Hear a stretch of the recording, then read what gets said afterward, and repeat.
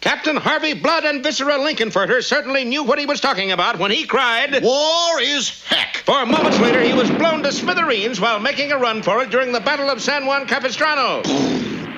Captain Lincolnfurter was a hero. We can't all be heroes, but it's perfectly legal to have a hero. What have you got there, Rock? It's my Bullwinkle scrapbook, Bullwinkle. In here I keep a record of your heroic feats. Come on now, Rocky. My feats aren't heroic. Big, maybe, but not heroic. Just the same, you're my hero, Bullwinkle. Don't you have a hero? Well, I'm only human, of course I do. Who is it? Same one as you. Me. That may seem silly, but as Bullwinkle just said, it's only human to have a hero. That's right. Here I am only part human, and even I got hero. Boris, why are you all the time playing with your finger scar-nosed doll? I just told you, he's my hero. I don't got no namby-pamby hero like Squirrel. I got real crummy, rotten, evil, unclean stinker, public enemy #1 for hero. Oh, it's nice to have somebody you can look up to, darling. Scarnose has been my hero since the time he turned his own mother in for the reward. Yes, it figures that Boris Badenov would choose Finger Scarnose as his hero. For even as a baby, Scarnose had strong bad guy tendencies. Let's look at the record. Finger Scarnose was born just below the Lower East Side in a section called Heck's Kitchen. And when Scarnose was only 6 weeks old... I'm telling you, Mama, the kid is a bad seed. He's a fink clear through. What kid's that, Papa? Our kid, Fingers, that's who. How can you say such things, Papa? The kid is only 6 weeks old. It's easy to say things like that. I just went in to kiss him goodnight and he tried to roll me. That was only the beginning. As Scarnose grew older, he took to stealing hubcaps with the cars still stuck to them. At the age of 4, he hijacked a diaper truck, but they couldn't pin a thing on him. He learned to lie, cheat, steal, and make zip guns. And then one day, Scarnose fell in with a bad crowd. Go on. Tell him how he graduated from reform school at the head of his class. He graduated from reform school at the head of his class. That's right. He was magna cum laude. As everybody knew he would, Finger Scarnose grew from early hoodlumhood into full-grown gangsterhood. Today, he is a mature punk, Mr. Crime himself, kingpin of the underworld. And he is my very own hero.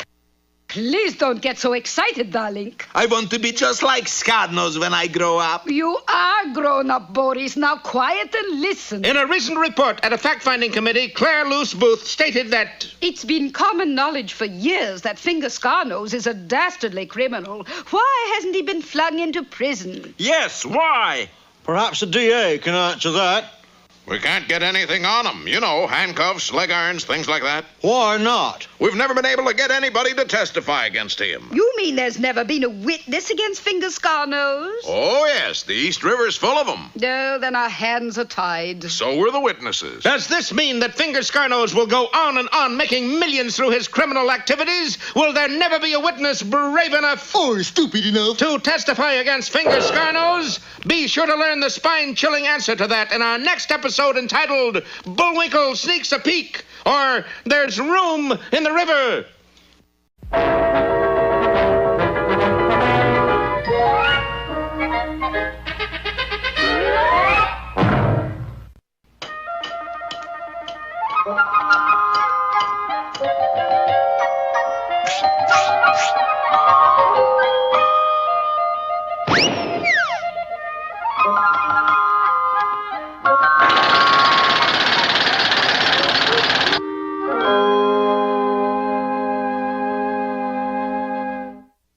That you down there, Junior? Sure is, Pop. I'm digging for gold. In your mother's gardenia patch? Well, according to my treasure chart, there's gold down here. Let me see that. My Favorite Gold Mines by Marilyn Monroe. Where'd you get this? I bought it off a rag peddler. For how much? 6 cents. That, my boy, is a classic example of a fool and his money are soon parted. It wasn't my 6 cents, Pop. I took it off your dresser. Yeah, that's beside the point. You were still swindled. Now stop digging and listen to this fable. I call it The Fox and the Rabbit. Years ago, when vaudeville was in its heyday, a certain fox named Foxini the Great toured the hinterlands as a magician. For my next trick, I shall need a volunteer. How do you do, sir? May I borrow your pocket watch? Thank you.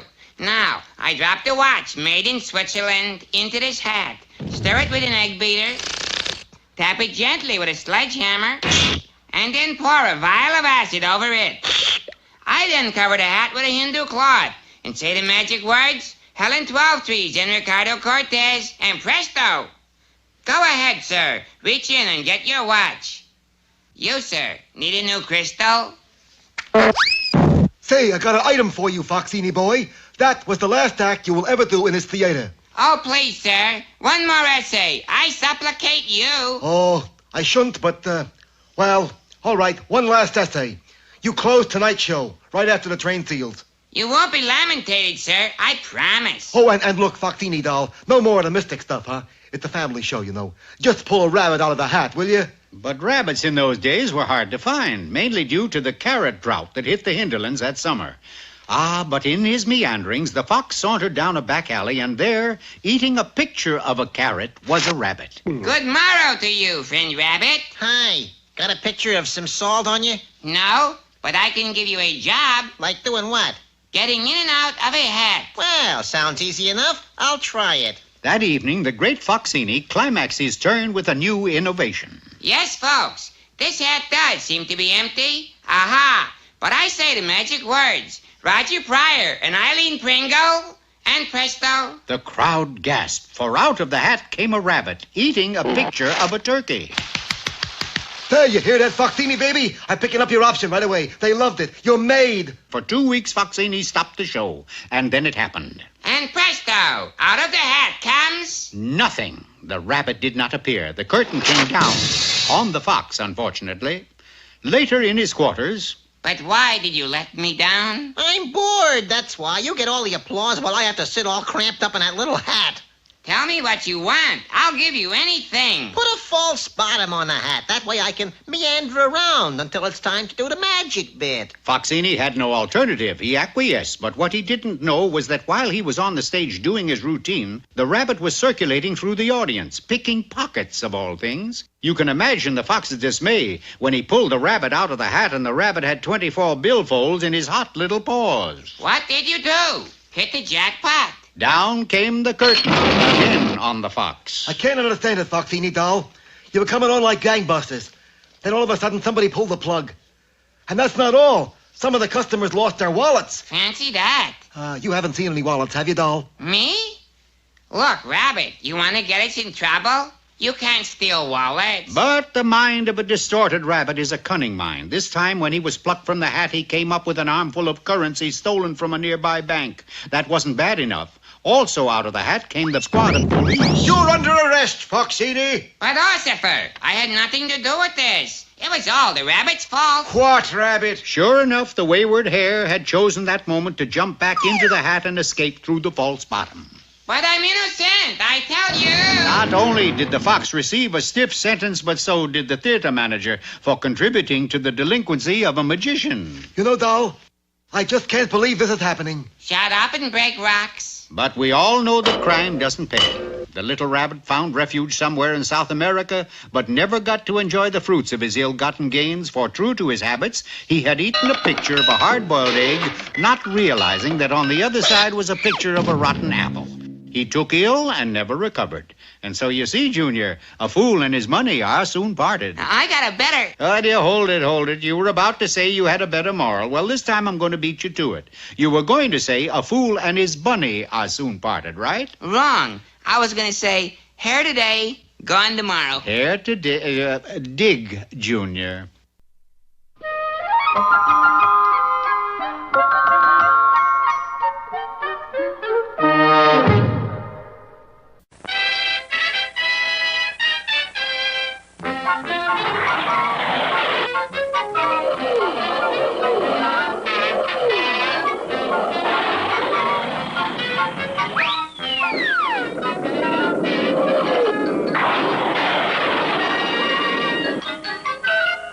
If you should put them side by side, you would quickly see that there is a vast difference between Rocket J. Squirrel and Boris Badenov. Of course, there is a big difference. Squirrel has blue eyes. But the biggest difference is that Rocky, being true of heart, looks up to Bullwinkle as his hero. That's right, because I am trustworthy, loyal, helpful, friendly, courteous, kind, obedient, cheerful, thrifty, brave, clean, and stupid. Bullwinkle is also full of integrity. I am not. I always tell the truth. Boris, on the other hand, looks up to the most successful and dastardly criminal in the country as his hero, Fingers Scarnose. Right, because Scarnose is untrustworthy, disloyal, not helpful, unfriendly, rude, unkind, bad boy, sourpuss, crooked, cowardly, dirty, and would sell his own mother for a nickel. Fingers Scarnose operates right out in the open. He and his criminal activities have been going on for years. And so far, the law has been unable to do anything about it. If I only had a witness to testify against Scarnose, he'd go up the river for 40, 50, maybe 60 days. Chief, we've got a witness. At last, send him in immediately. Impossible. How come? We can't get the cement off his feet. Can this go on forever? You bet your blue booties it will. Nobody will ever put the finger on fingers. Is there no one who will testify against this blight on the nose of society? Is there not a hero who will step forward and bravely say, I will do it. You'll do what? I will go down to the store and pick up a bag of onions. What for? For this peanut butter pound cake I'm baking. The only way I can get it to weigh a pound is to put onions in it. Okay, but don't be gone too long, Bullwinkle. And with no further fooling around, Bullwinkle hurried out of the house and down the street toward the onion store. At the very same instant, Boris and Natasha hurried out of their hideout and ambled along until they finally came to rest in front of the big house on 92nd Street. Here we are, honey bun. This is the house of my hero, Scarnose. Some class, eh? Yes, darling, but why are we here? To get autograph. What else?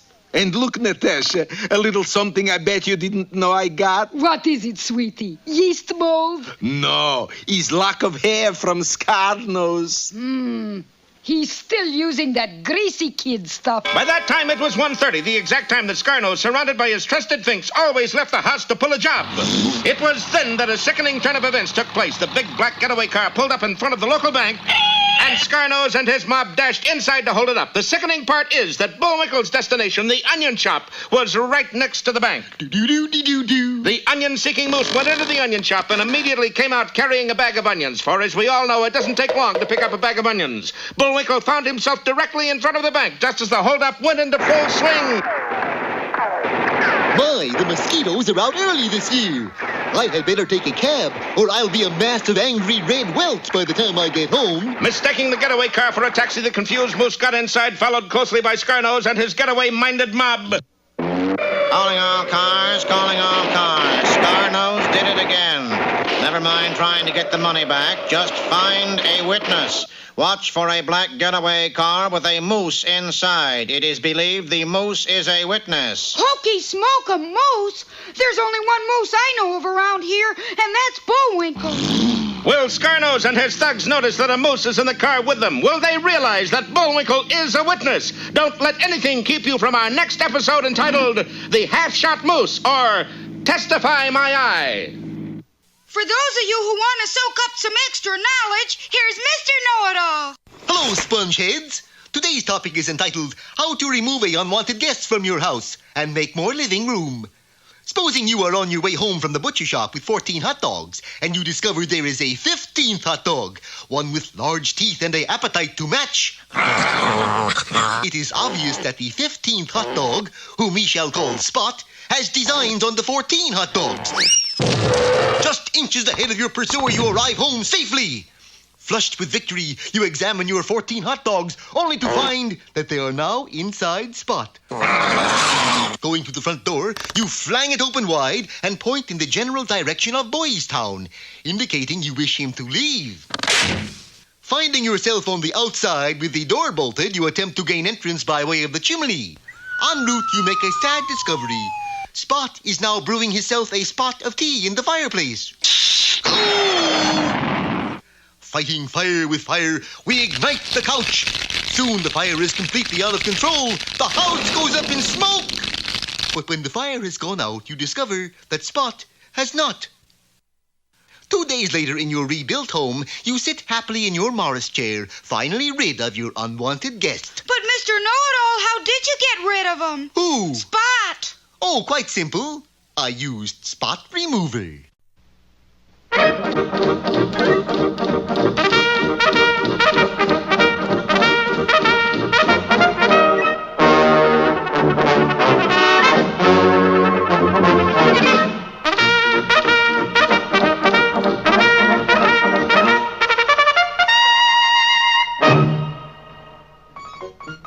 It was a fine spring day in the Canadian Northwest, and Dudley Do-Right was in the best of spirits. Dum-dee-dum-dum-dum, I feel so tippy-top today, full of pep and raring to go.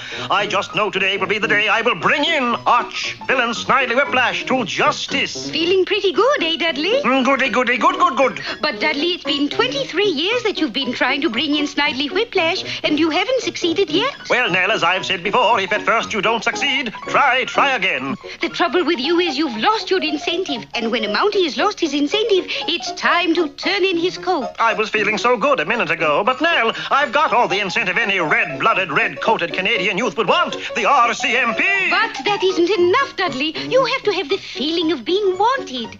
That is why I want you to wear this locket close to your heart. Open it, Dudley. You see, Dudley, it has a picture of me. Gee, thanks, Nell. Incentive, Dudley. I hope this little token of my love will make you remember. Don't tell anyone. It will be our secret. Dudley, when an officer of the RCMP enters the room, it is military courtesy to rise. But I am, sir. You are, sir, what? Rised, sir. Ooh, what's the matter, boy? You're all stooped. Oh, no, sir, Inspector. I've always walked like this. Well, Do-Right, I have information that will start your Mountie heart pounding. Snidely Whiplash is planning to rob the bank. It's your big chance at last. Oh, is that, sir? Snidely Whiplash. Is that the chap with the mustache and the long black cape? Snidely Whiplash, Do-Right. The arch-villain that you've been trying to bring in for the last 23 years. What's the matter, Dudley? Have you lost your incentive? No, sir. I have it right here. Meanwhile, Snidely Whiplash was in the best of evil spirits. Such a beautiful, gorgeous day. I haven't lifted a finger, and already Nell Fenwick has fallen into me clutches. Snidely Whiplash, you poor man. What poor? I'm feeling great, and you, Nell, have fallen into me clutches. If you like Snidely, but it does seem a shame. What's a shame? 23 years. 23 years? Yes, for 23 years you've been pursued by Dudley Do-Right of the Mountain. That's right, and he hasn't brought me in yet. Hunted, hounded, forced to skulk about the Canadian countryside like some kind of furtive beast. 23 years. Stop already. But it's understandable. What's understandable? That after 23 years you would lose your incentive. I was feeling so good a minute ago. Incentive? Yes, Snidely, but don't worry. Wear this locket close to your heart. It has a picture of me inside. Do you think it will help, Nell? Only don't tell anyone I gave it to you. It will be our secret. Gee, thanks, Nell. And here I always thought you were for the good guys. Snidely, have you considered taking sitting up exercises? You gotta do something about your posture. Man, you're stupid. Not at all, Homer. I've always walked like this. What's on the schedule today? Oh, we got a gym dandy of a day today, Snidely. Well, get on with it. Well, at 11 o'clock, we tie that woman down by the bluff to the railroad tracks. Now, Homer, could you handle that? I'm just not up to tying women to railroad tracks. At 12 o'clock, you're supposed to foreclose some mortgages. Now, where will it all end, Homer? Railroad tracks, mortgages. Gee, Snidely, you sound like you've lost your incentive. Of course I haven't lost my incentive. I've got my incentive right here. What was that? Nothing, Homer. Carry on. And there's the bank. Oh, yes, the bank. We're supposed to deposit money in the bank, Homer. We are not supposed to deposit money in a bank, Whiplash. We are supposed to rob the bank. You sure you ain't lost your incentive to lead a life of evil doing? I've told you, Homer, I've got my incentive right here. Cheese it. Here comes Dudley Do-Right of the Mountain. Is that you, Snidely? Oh, yes. What brings you to town, Dudley? Well, I had a reason, but for the life of me, I can't think what it was. How about you? Something to do with the bank. I can't seem to remember whether I was supposed to deposit some money or withdraw some. I know how that is. What's the matter with you guys? Mortal enemies, and here you stand. You guys lost your incentive or something? Of course not. I have it right here. You're wearing Nell's locket. It would have been a shame to see those boys lose their incentive after 23 years.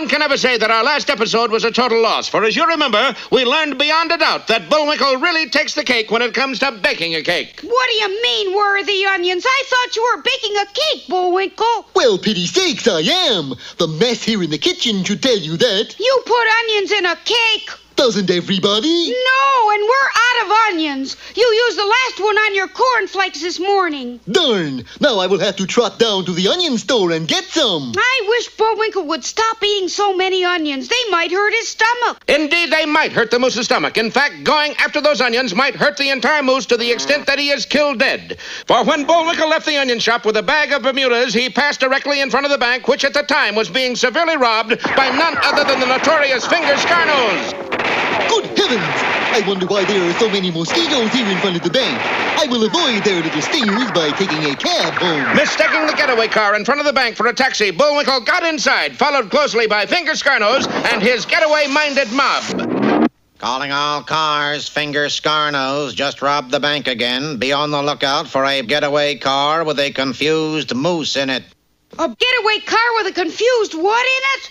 Confused moose in it, that is all. Gee, that's got to be Bullwinkle, and he's in trouble. I gotta save him. With that, the plucky squirrel shot into the air to search the city in hopes of finding Bullwinkle in time. But time was rapidly running out, for in the speeding getaway car below... My, look at all of that money. What did you fellers do, rob a bank or something? Oh, a witness, eh? Let him have it, boys. In an instant, every gun in the gangster-infested car was being pointed at Bullwinkle and his bag of onions. Fortunately, it is difficult to hit even something big as a moose while riding in a speeding getaway car. But though Bullwinkle was left unpunctured, his bag of onions was shot to pieces, filling the car with onion juice.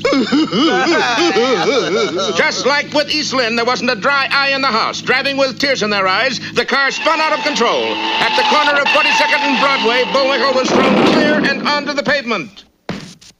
Hokey smoke! A moose just fell out of that car down there. It must be Bullwinkle. Rocky zoomed to the side of his fallen friend and was a greatly relieved squirrel to find him unscratched. I may be unscratched, but I got a large bump on my antlers. That makes me a 7-pointer. Bullwinkle, do you know what happened? Well, of course I know what happened. What? You are a witness to one of Finger Scarnose's crimes. I am? Yes, and now you can testify and send Scarnose to prison forever. See, that's right. But what about the overcoat? What overcoat? The cement overcoat Mr. Scarnose will put on me when he finds out. Well, you let me worry about that. How comforting. At last, there is a witness against Finger Scarnose, and hot information like that is mighty hard to keep a secret. By that afternoon, every newspaper in the country carried the story. Extra, extra! Read all about the moose who's going to sing Scarnose into Sing Sing. Boy, I wouldn't want to be in that moose's shoes. Do mooses wear shoes? Okay, so I wouldn't want to be in his hoofs. Who would? Nobody would. Anybody want to buy some moose hoofs cheap? Will Bullwinkle live long enough to be quizzed by the DA? Be with us next time for Whatever Happened to Joel Copperman or Get That Quiz Kid.